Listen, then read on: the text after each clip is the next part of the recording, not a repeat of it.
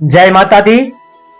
आज 21 जुलाई 2024 को 51 सदस्यों का हमारा एक ग्रुप श्री चावला जी जो सामने बैठे हैं के संरक्षण में 4 बजे बस के द्वारा जो पीछे दिखाई दे रही है माता वैष्णव देवी के दर्शन के लिए प्रेम नगर से प्रस्थान करेगा।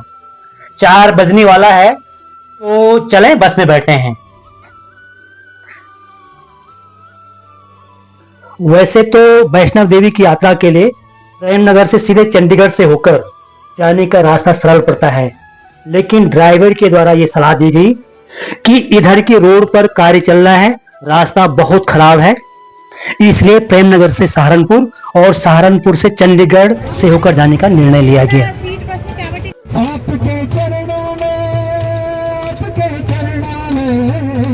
अब हम पहुंच गए डाट काली मंदिर के प्रांगण में।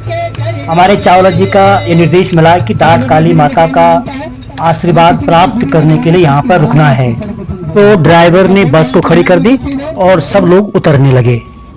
बस से उतरने के बाद सभी लोग डाट काली मंदिर में गए, मत्था टेका, टीका लगाया और वापस लौटे। तब तक इधर चाय और उसके साथ कुछ खाने के लिए व्यवस्था बनाई गई थी। चाय पीने के बाद सब लोग बस में बैठे और बस अपने गंतव्य की ओर आगे बढ़ने लगी।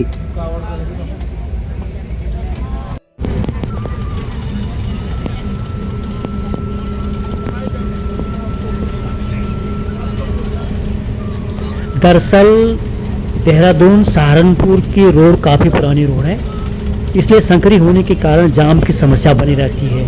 वही हमारे साथ भी हुआ, तो सहारनपुर जाते जाते काफ़ी अंधेरा हो गया था।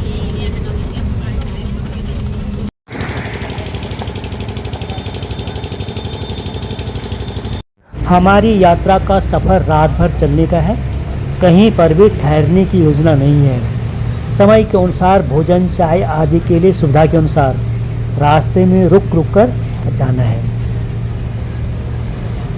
हरियाणा से होकर पहुंच गए हम इस समय चंडीगढ़।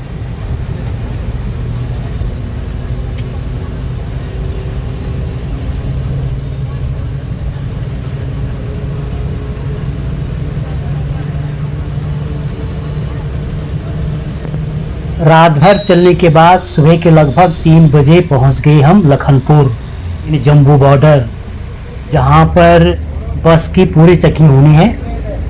इस बीच सब लोग फ्रेश होने के लिए बाहर निकल गए। काफ़ी बारिश भी है और लगभग 45 मिनट रुकने के बाद सब लोग बस में बैठ गए और बस चलने लगी।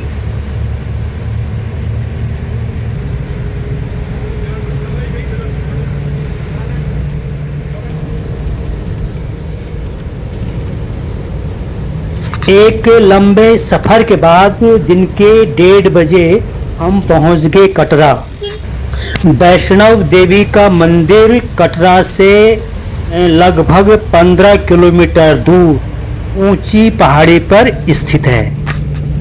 कटरा पहुंचने पर सबसे पहले हमने ठहरने के लिए एक लॉज में आवश्यकता के अनुसार किराए पर कमरे लिए। अपना सामान कमरों में रखकर स्नान आदि करने के बाद इससे आगे वैष्णव देवी की यात्रा का कार्यक्रम सामने आया, जिसमें ये बताया गया कि सब लोग अपने अपने ग्रुप में जाएंगे, चाहे कोई घोड़े में जाए, पालकी में जाए या पैदल जाए, उनकी इच्छा है। वैष्णव माता के दर्शन और आशीर्वाद के बाद जब वापस लौटोगे तब तक भोजन तैयार मिलेगा। कटरा से प्रस्थान करने से पहले हमको बताया गया कि वैष्णव देवी मंदिर जाने के लिए आवश्यक हल्का सामान ही ले जाना है, बाकी सामान कटरा में अपने कमरे में ही छोड़ना है, क्योंकि लंबा सफ़र है, चढ़ाई है, इसलिए परेशानी होगी। फिर उम्र और संपर्क के हिसाब से सभी लोगों ने अपना अपना ग्रुप बनाया और चलने की तैयारी करने लगे। अभी हम कटरा में हैं।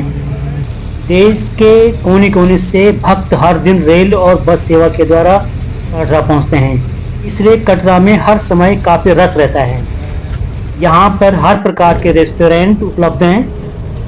कम कीमत से लेकर अधिक कीमत तक के कमरे आसानी से उपलब्ध हो जाते हैं। वैष्णव माता के दर्शन के लिए यहाँ से प्रस्थान करने से पहले हमको RFID कार्ड लेना होता है। इसके लिए आधार कार्ड की आवश्यकता होती है। इसलिए जब घर से चलना हो तो आधार कार्ड को अपने पास ज़रूर रखना चाहिए। तो चलें, सबसे पहले RFID कार्ड बना लेते हैं। अपना 5 लोगों का ग्रुप है। ऑफिस में जाकर हमने अपना RFID कार्ड बना लिया है। इसे हम अपने गले में लटका देते हैं। यहाँ पर हमारी यही पहचान है। वापस आने पर चेक पोस्ट पर स्वतः पुलिस वाले आपसे इस कार्ड को वापस ले लेंगे। अब यहाँ से हमको जाना है चेक पोस्ट पर। यहाँ से लगभग 1.5 किलोमीटर की दूरी पर पैदल भी जा सकते हैं, मगर हमने 220 रुपये में रिक्शा किया और पहुँच गए चेक पोस्ट पर। यहाँ पर हमारी संपूर्ण चेकिंग होनी है और फिर हम आगे बढ़ते हैं।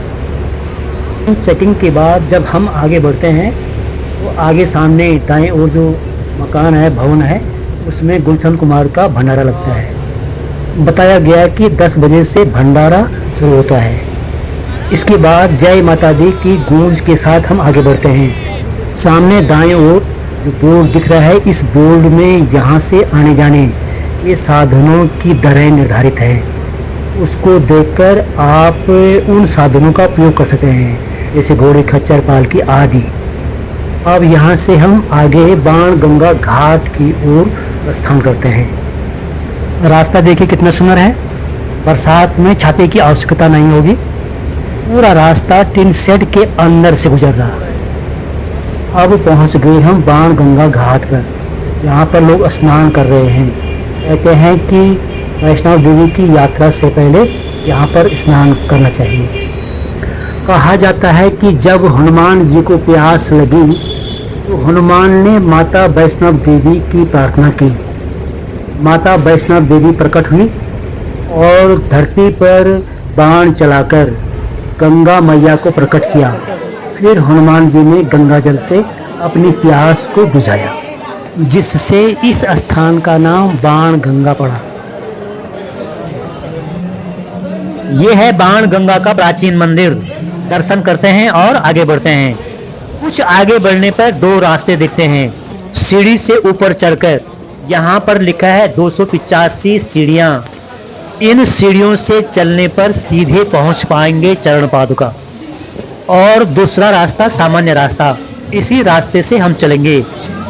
इधर देखें, सड़क के दोनों ओर मार्केट है, जिनमें चाय, पानी, भोजन आदि की पूरी व्यवस्था है। कुछ आगे बढ़ने पर हम पहुंच गए गीता मंदिर। यहाँ पर भी स्नान आदि की अच्छी व्यवस्था है। इस सड़क पर जो टिन शेड बना है, इसके बाएं ओर यानी निचली साइड 10 या 12 मीटर की दूरी पर शेड के खंभों पर स्पीकर लगे हुए हैं, जिनसे हर समय माता जी की आरती, भजनों का प्रसारण लगातार होता है। इसी से होने या पाने या अन्य सूचनाओं का प्रसारण होता है, जिसे सड़क पर चलने वाला हर कोई सुन सकता है। क्योंकि माता जी के दर्शन के लिए मंदिर 24 घंटे खुला रहता है, इसलिए यह यात्रा रात और दिन लगातार चलती रहती है। आगे बढ़ते हुए हम पहुंच गए चरण पादुका में।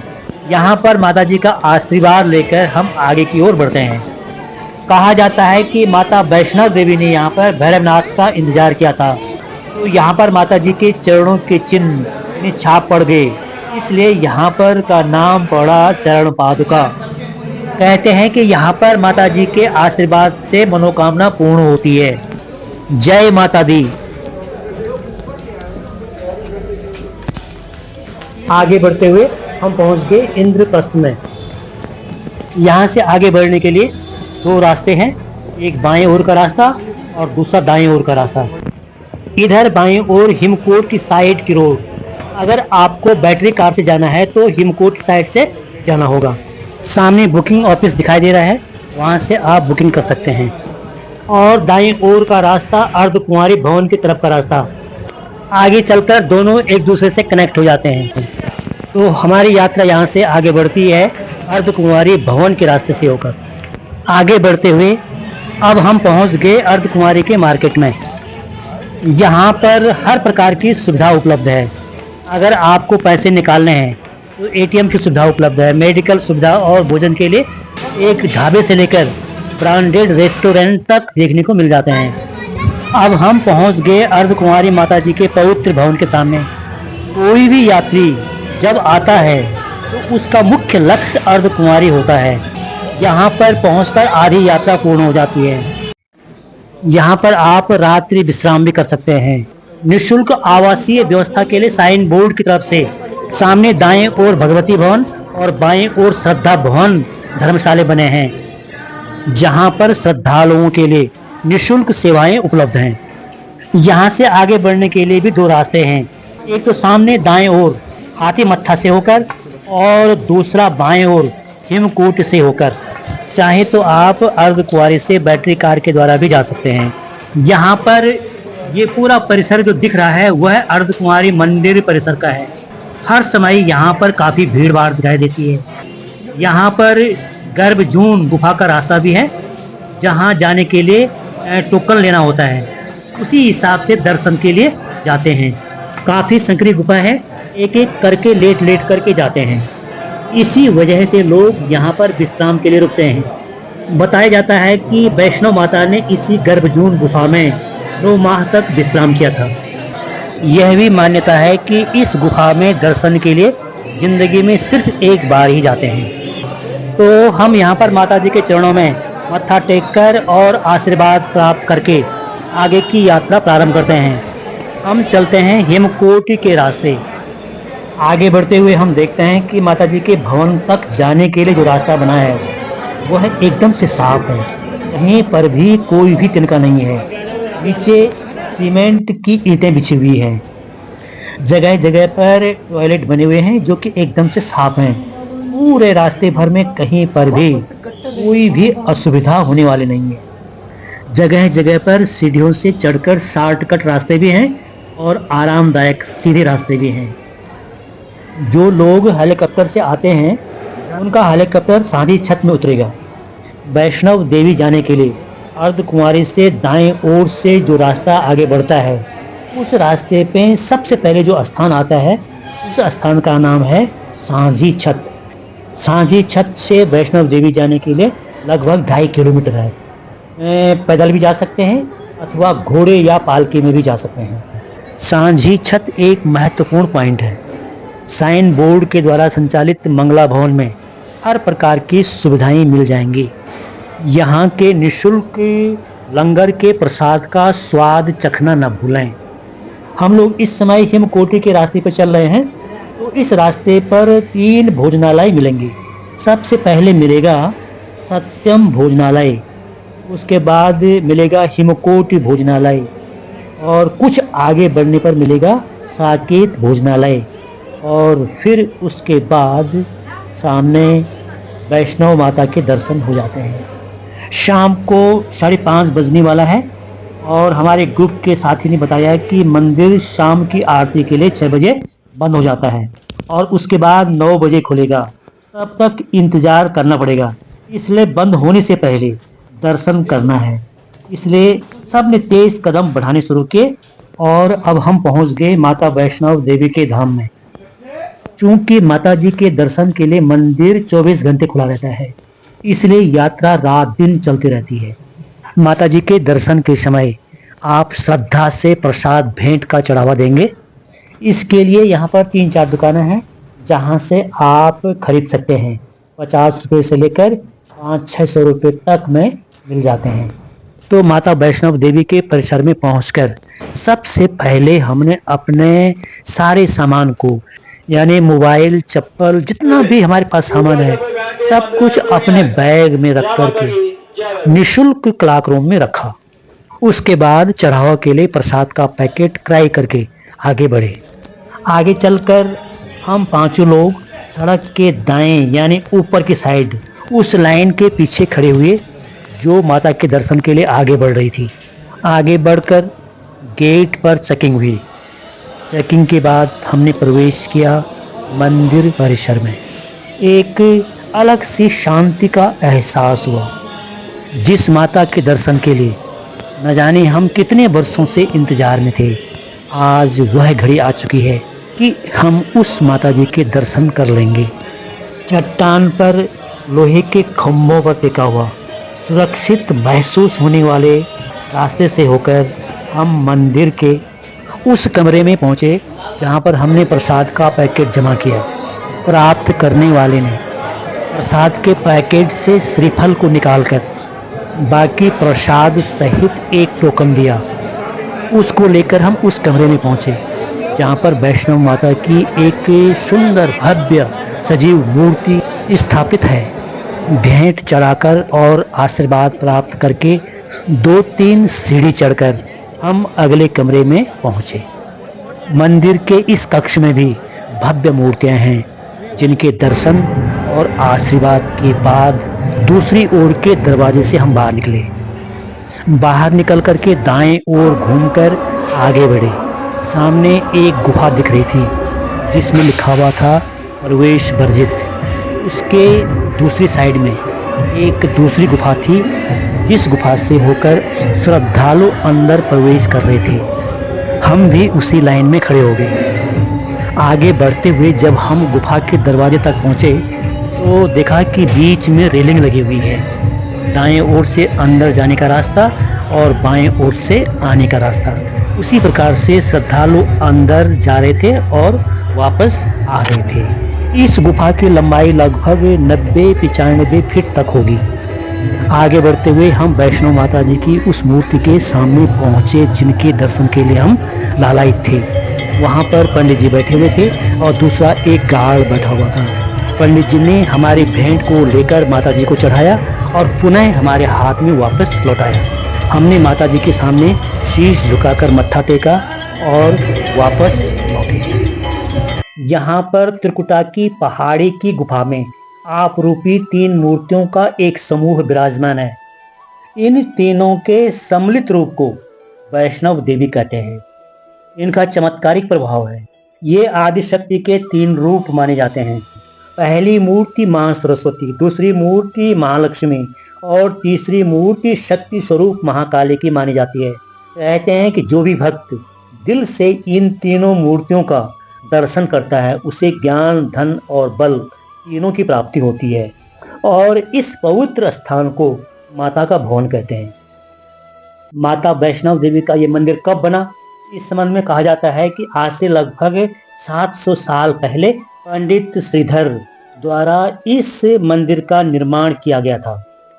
कहते हैं कि पंडित जी माता जी के बड़े भक्त थे। एक बार की बात है कि पंडित जी के मन में भंडारा करने की इच्छा हुई तो एक शुभ दिन निर्धारित करके सभी गांव वासियों को प्रसाद ग्रहण करने के लिए आमंत्रित किया गया। जैसे जैसे भंडारे का दिन नजदीक आ रहा था वैसे वैसे पंडित जी चिंतित होते जा रहे थे। भंडारे के लिए सामग्री भी बहुत कम थी और स्थान भी कम था। कैसे निभेगा, पंडित जी इसी संबंध में सोचते जा रहे थे। लेकिन अब पंडित जी की आस केवल मात्र देवी माँ पर थी। कहते हैं कि भंडारे के दिन पंडित जी झोपड़ी के बाहर पूजा में बैठे थे। अब धीरे धीरे लोगों का आना भी शुरू हो गया था।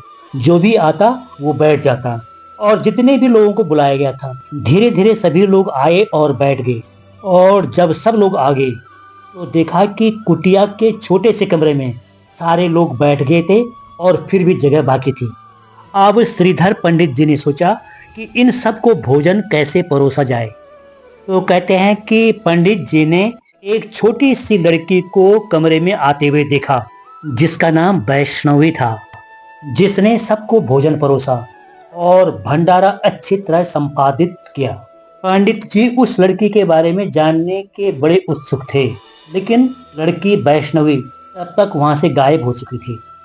कहते हैं कि वह लड़की पंडित जी के सपने में आई और उसने माता रानी और उस गुफा के बारे में बताया। साथ ही पंडित जी को 4 संतान होने का भी वरदान दिया। इसके बाद पंडित श्रीधर को पूरा विश्वास हो गया था कि वह माता वैष्णव देवी है। खुश होकर पंडित जी गुफा में मां की तलाश में जुट गया और जीवन भर मां की सेवा में रहने का निर्णय लिया। माता जी प्रकट हुई और वह स्थान माता वैष्णव देवी के नाम से प्रसिद्ध हुआ।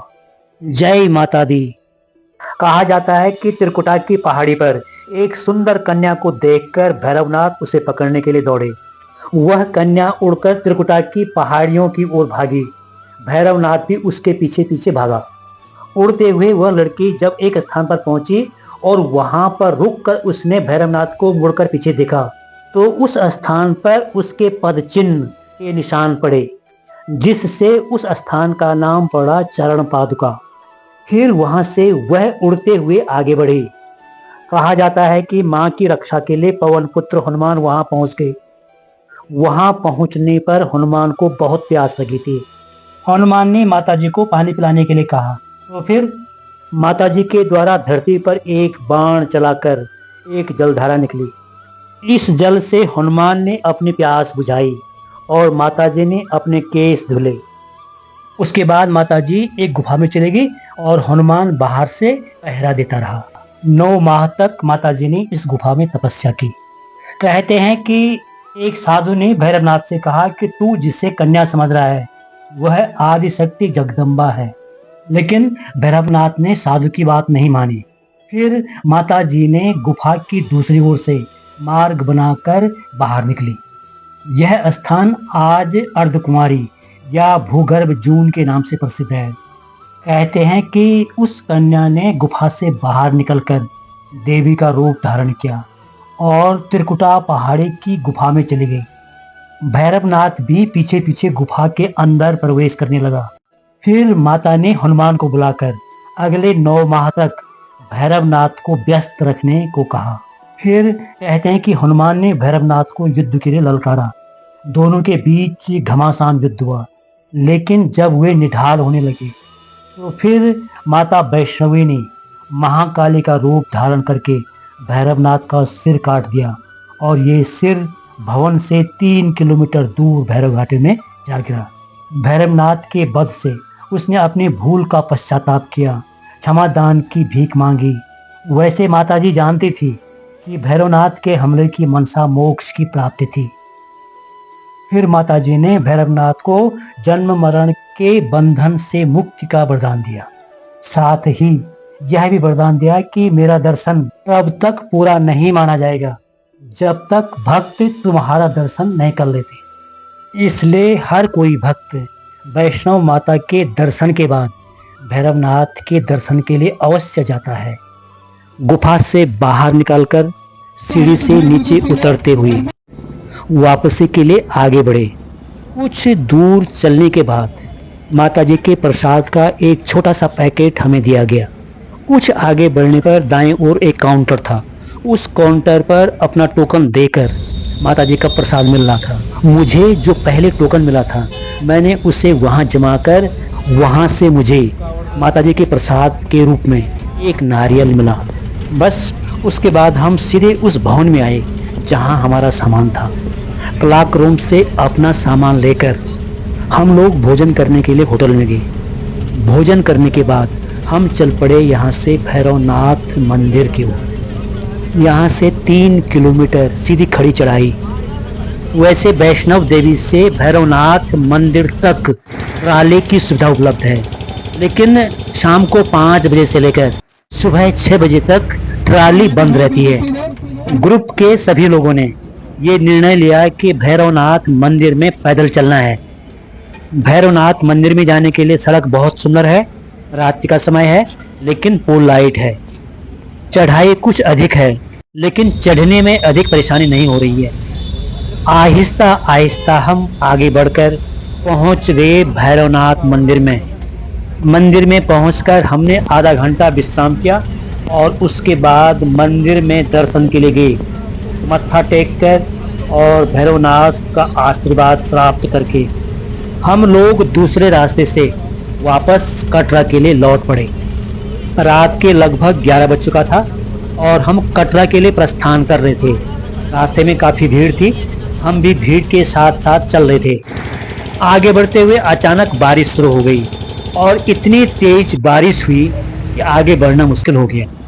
हमारे पास छाता तो थी लेकिन उसका कोई भी प्रभाव नहीं पड़ रहा था। वैसे तो सड़क में टिन सेट बने हुए थे, लेकिन 2 टिन सेटों के बीच में काफ़ी जगह खाली थी, जिसको पार करना बहुत मुश्किल हो रहा था। और उसके बाद बारिश इतने जो है तेज हो गई थी कि दोनों साइड से बारिश अंदर सड़क की ओर घुस रही थी। अधिक बारिश होने के कारण हम एक दुकान में बैठ गए और जब तक बारिश बंद नहीं हुई तब तक वहीं बैठे रहे। लगभग रात के 2 बजे बारिश कुछ कम हुई तो फिर उसके बाद हम दुकान से चल पड़े। जब हम चेक पोस्ट पे पहुंचे तो पुलिस वालों ने हमसे RFID कार्ड प्राप्त किया और हम वहां से रिक्शे में बैठकर सीधे कमरे में पहुंचे। लगभग सुबह के 3:30 बज चुका था। भोजन बना हुआ था, हमने भोजन किया और सो गए। सुबह लगभग 8 बजे हम बिस्तर से उठे, फ्रेश होने के बाद नहाए धोए। तब तक नाश्ता बन चुका था। फिर उसके बाद हमने नाश्ता किया। वैष्णव देवी की यात्रा पर जाने वाले 51 लोगों में से 11 बजे तक सारे लोग वापस कमरे पर लौट चुके थे। लगभग दिन के 1 बजे हमारी बस वहां से वापसी के लिए चल पड़ी।